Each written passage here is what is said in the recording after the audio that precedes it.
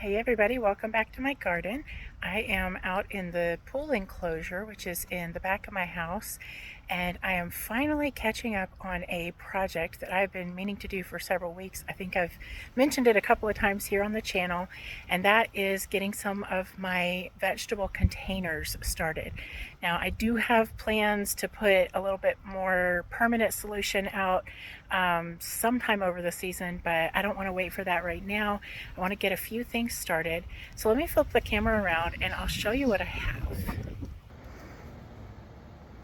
This one is a brand called City Pickers. I can share a link below.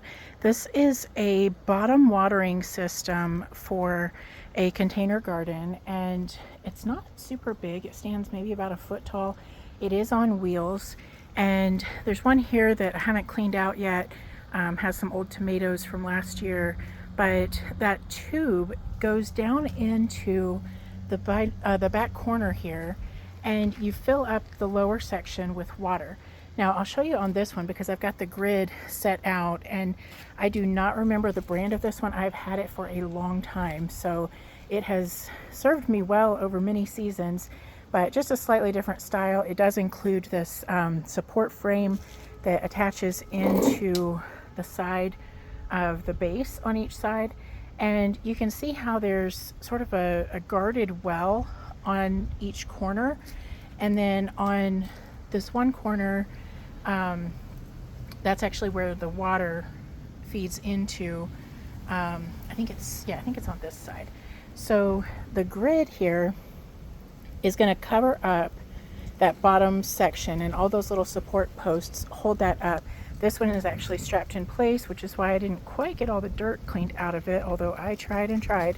Now that it's dry, I can probably get a little bit more and give it a good rinse again.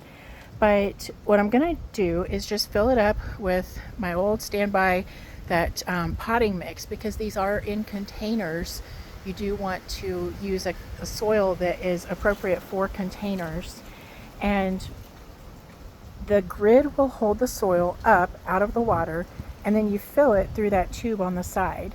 And because it's bottom watering, you have very little evaporation, you have very little water waste or loss. And where these corners are open in the back, you actually press some of the soil down into the water area in those little guarded, fenced in sections, and that will serve as a wick to pull up as much water as the plants need.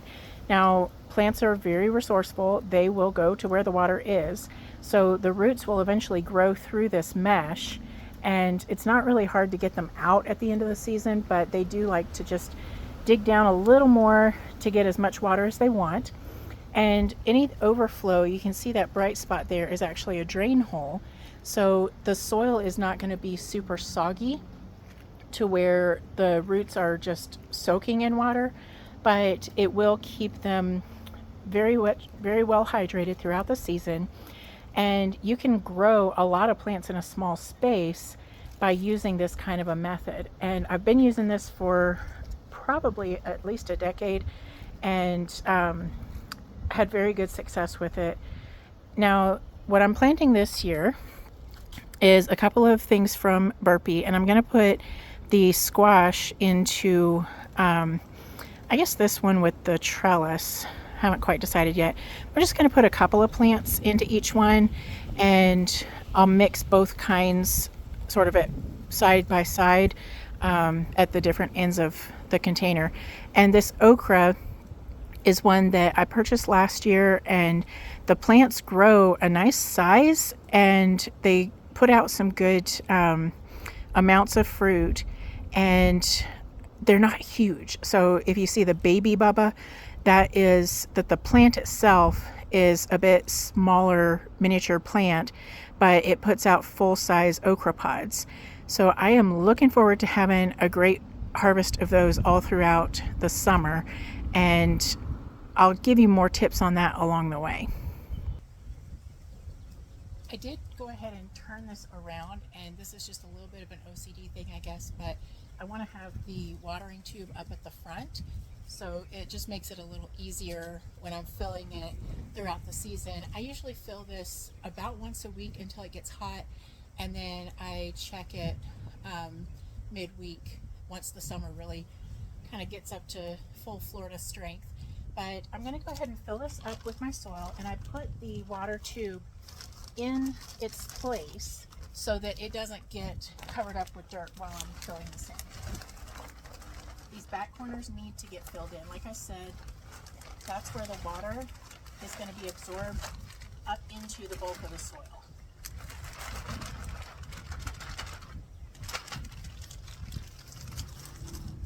And it really is important to use good quality soil when you're planting in containers, because the plant's whole source of nutrition is in whatever you put in there. So you can supplement it with fertilizers, but you really want to give it the best start you can.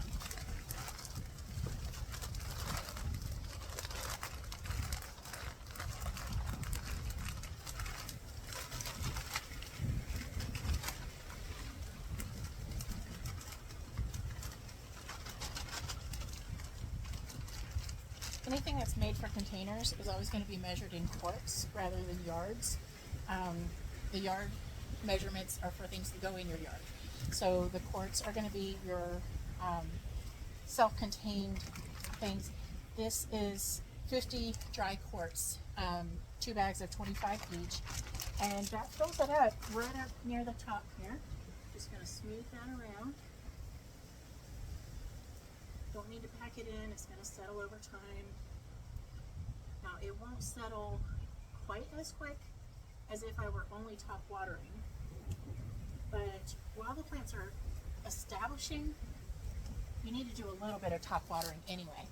Now you can see this tomato over here, it has gotten a lot of these weeds. I think that might be a torpedo grass. I haven't looked it up, so don't quote me on that one, but I don't want to be pulling weeds all summer if I can avoid it. I'm planning to actually mulch on top of this, and that should help me avoid some of the surface weeds, because it will, for one thing, block the space that they would want to take over, but it will also contain that surface moisture that they're looking for, because weeds, some of them are pretty shallow, that they just grow superficial. Some of them, they'll put down those deep roots and take a strong hold where you don't want them. But in general, if you can block out where they're getting started, that's going to go a long way to keeping them out of your way. So I got 60 seeds, just one packet last year, and I didn't get a huge harvest, but it was kind of consistent. So I would put 2 or 3 pods every few days into the fridge, and then once a week maybe I'd have enough to cook for me and my husband.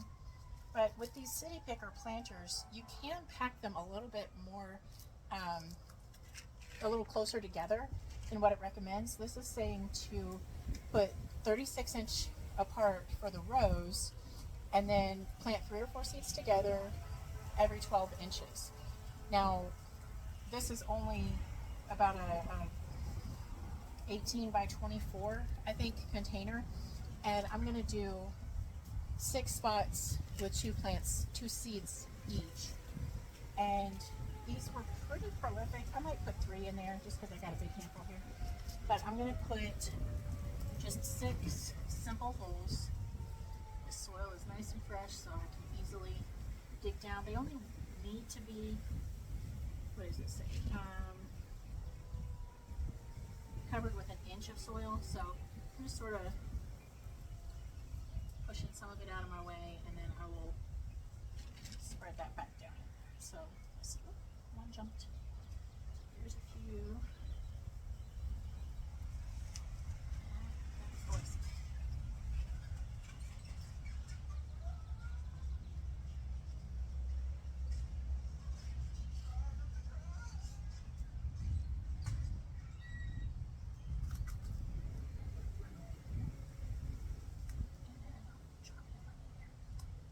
Now I will just cover that gently.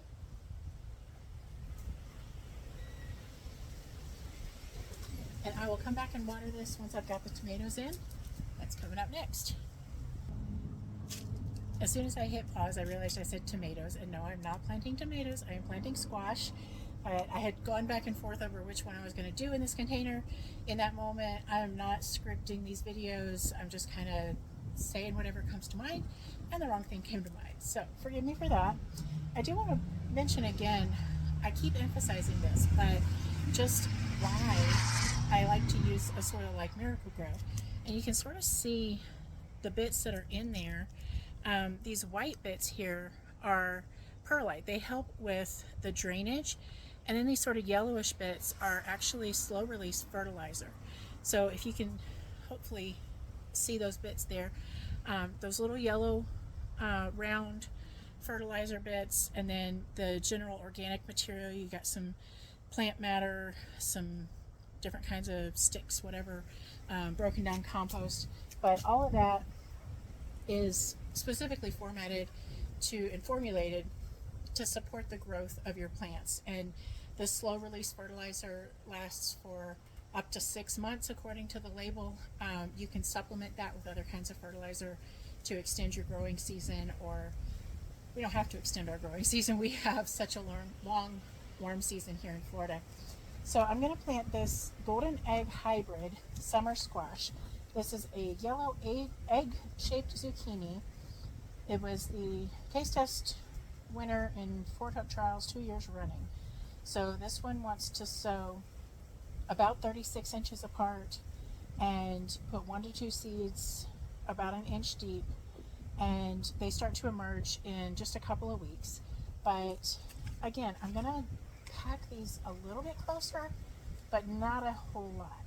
So I've got 3, I'll go with maybe 4, how about 5 seeds? We'll split the difference. So I'm going to put a few of these on the end closer to my okra. Make sure I'm saying that right. And I'm putting them sort of towards the edge. I'll go ahead and put 2 here, 2 there. I don't know that all of these are going to germinate. Got 1 right in the middle. And then my Sunburst hybrid, I'll do the same thing on the other side. There's 25 seeds in each of these packs. They had a sale recently. Any of these companies that you trust their products, sign up for their email list, and sometimes you get a coupon. I'm all about the coupons. So I will drop 1. That looks like a good one right in there. 1, 2. 1, 2. Cover them up. So like I said, I'm going to be adding mulch on top of these containers. I am going to be using the bottom watering system, where you pour the water down into that chute, that little pipe in the corner, until it starts to run out that drain plug on the front of the older style, on the sides. I think it's both sides of the blue one, the City Pickers. And that's pretty much it. Now, I could have started these as sprouts. Squash doesn't really like to be moved. Okra is pretty forgiving, but it's already warm enough. We're not going to have a frost here. So I went ahead and just direct sow, and they are good to go. They should get growing. I'm going to have to watch out for a lot of pests on the squash. We'll talk about that more as the season progresses. But just taking care of the fertilization needs, taking care of keeping weeds out of it. Now, I am in a screen enclosure here with these, and so I only get small pollinators coming in, but it's been enough. Something that needs a lot more, I could either hand pollinate or I could put it outside of the screen. But this keeps the birds and the squirrels out of it for the most part, because this is fully enclosed, and that gets me more fruit with less critters. And so it's working right now. Like I said, I've got some more permanent solutions coming up soon, and I'm excited to share those with you. I hope that you guys enjoyed this. I hope that you are enjoying my channel. I hope you have subscribed. I hope that you will share it with your friends, trying to gain some traction. The reel that I posted last week had over 100 views in less than an hour, and I was blown away. So I would love to continue growing this platform, growing this garden together. So thanks for joining me on the journey. I hope you get a chance to enjoy your garden today. Make some time, get out, enjoy the sunshine. Have a great day.